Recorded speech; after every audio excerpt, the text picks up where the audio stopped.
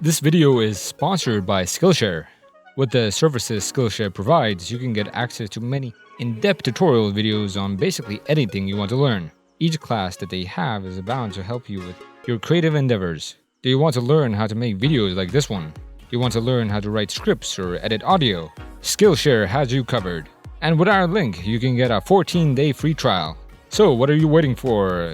Click the link now and get 14 days worth of classes free. Link in the description below. Hey, what is up, mortals? It is TCCrew here, and welcome to part 13 of What If Deku Had the Sharingan.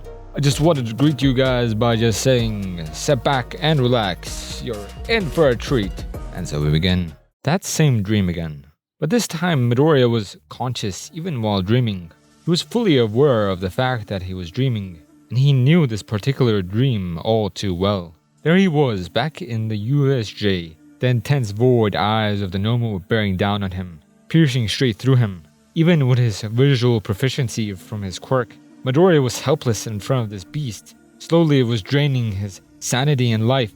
All the while, the Nomo seemed to grow larger and occupy his field of view with a great intensity. He was going to be swallowed up by the magnitude of the beast. He was dreaming, but Midoriya thought he was going to die. Just as he'd given up all hope, bright lights permeated the dream, destroying the horrific scene with luminescent lights of different colors swirling around. This was different from what he usually experienced. Usually the dream ended with him waking up terrified and grasping for air, but now the focus had shifted and left him in a space swirling with colorful lights and a male standing in front of him. Scuffy white long locks of hair swayed across his face. The male possessed a frail body with a pale complexion. He wore a simple white top and black pants. It got Midoriya wondering whether he was still actually in a dream, because the male seemed to have sentience all by himself, unlike something his mind would have conjured.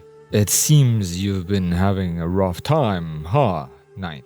From the beginning you received this power, I've been trying to reach out to you, just like I've done in the past.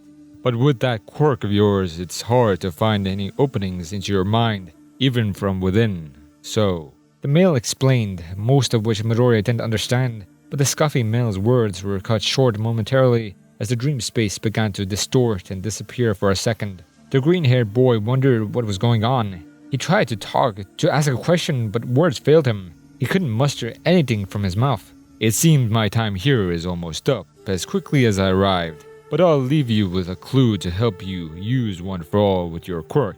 Hopefully you'll understand. What do you do when a vessel that is already full needs to accept more? You simply have to. Just like that, the division was disrupted and Izuku startled awake by the thundering of the skies outside his window as rain poured from the gray heavens. He sat up in bed wondering to himself what just happened. It felt too real to be a dream, and that man, he knew about One for All and was about to tell him something important. But why did it have to be that moment the vision faded? What to do when a vessel is full but needs to accept more? Izuku said to himself, pondering on what the man was about to say. What did he have to do? In fact, why did he have this dream now? He shook his head almost as if to chase the thoughts away. For one, he was happy to wake up without screaming in terror of having that dream. But a wave of sadness suddenly washed over him as he looked at the black suit hung on his dresser. Today he had to attend a funeral. The entire class of 1A and the teachers of UA High gathered around as a casket was slowly lowered deep into the earth. On the memorial stand that was beaten mercilessly by the rain was the picture of Ida Tenya, the former representative of the class. He looked so happy and full of life, unlike how he was in the days preceding his death.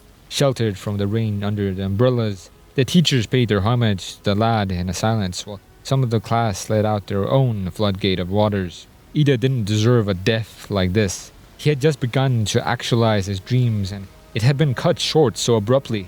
Thoughts like that ran through Midoriya's mind as he gloomily watched the casket being lowered. Ida's family mourned under a big umbrella. His brother Tensei sat in a wheelchair connected to an IV bag. He was not fit enough to leave the hospital, but he wouldn't miss the funeral for anything.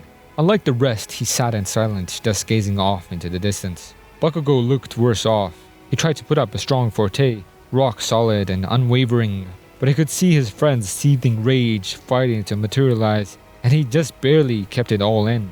Looking to his left, he saw his idol, All Might, and his muscular form. dressed in a tight black suit. The smile he always knew and loved was gone, and its place was a sad remorse expression. Midoriya just remembered he'd planned to discuss his dream with All Might. It might not have been the best time, but he had to tell him now before All Might's time limit in that forum was up and he left.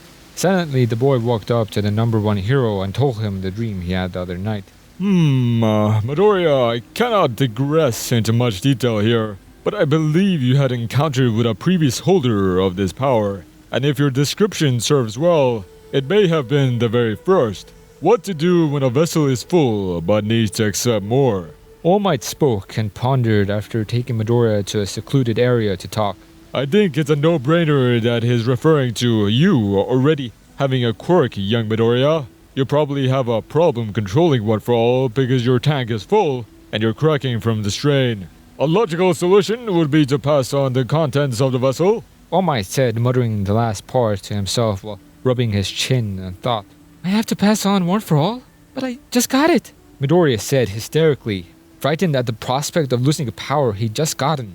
No, of course not, but if you as the vessel were dynamic, rapidly changing and improving yourself and your original quirk, thus expanding with your width as the vessel and bringing yourself up to speed with the immense power of one for all, or thus accommodating it. All Might reasoned, drawing an accurate and precise analysis of what the first could have meant, all under low tones that were hushed more by the pit-pattering of rain on their umbrellas. Oh, I see now. I need to grow myself and my quirk to accommodate the changes. Midoriya concurred, nodding his head. But be careful, expanding too much and you might rip yourself apart. Grow too slow and you'll never meet up. You have to do this just right, and most importantly, you need to surpass your fear. That's the first step in making this power yours. All Might concluded. Midoriya knew what he meant. The incident at the USJ, that was his trauma to overcome. Suddenly, the number one hero began to cough, steam rippling from his form. He was at his limit, and with just a nod from him, Midoriya knew his idol had to go. And right on cue, something happened just as the symbol of peace left. Out from the surrounding bushes, a male ran. He wore a red scarf tied around his head and carried a long katana, yelling at the top of his lungs as he charged towards Tenya's mother. I'll do it!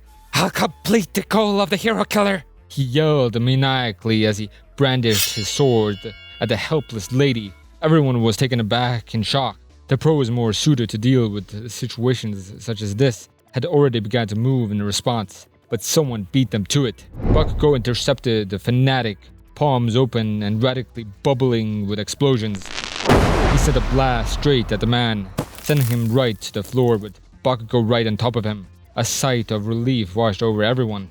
Recently, many people who agreed with Stain's beliefs had gone out of their way to carry out their own justice, just like this man. There was a problem. Even though Bakugo had restrained the man, he didn't let up, raining explosions after explosions into his face, lost in rage, all that pent-up anger manifesting itself. Stop, Kai-chan! You're hurting him! You've cut himself already! That's enough! Midoriya said to his friend after rushing to his side, completely forgetting his umbrella, leaving him soaked. What the hell should I? They've hurt us way more! They need to feel the pain as well! Bakugo said without even looking at Midoriya. Even under the rain he could see Bakugo was crying. The pros had begun to rapidly zero in on them, knowing the threat to be stopped now was their student. This was bad, and Midoriya knew it. He understood Bakugo's pain, but also knew his friend was becoming something else. He had to do something. He had to stop Bakugo before it escalated any further. With his own mixed emotions, unconsciously Midoriya's eyes lit a crimson red with a ring and an amygdala hanging in it. His eyes seemed to glow brighter as he focused on making his friend stop. Bakugo, stop! Midoriya yelled, grabbing his friend by the shirt, and glared him in the eyes. Midoriya felt something different, even though he didn't know what was going on. It felt as if he had delved into Bakugo's consciousness and flipped the switch off.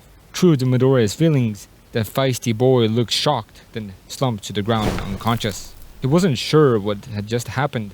Since when did he learn to do that? The heroes rushed in, taking Bakugo and the male away. Luckily, another possible crisis had been averted.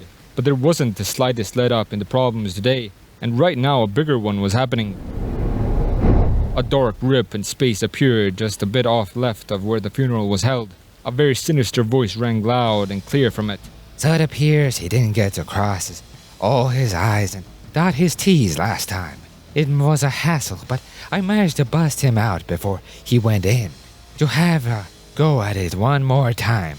Balance his checks. Fair, right? Midoriya knew that voice. Shigaraki.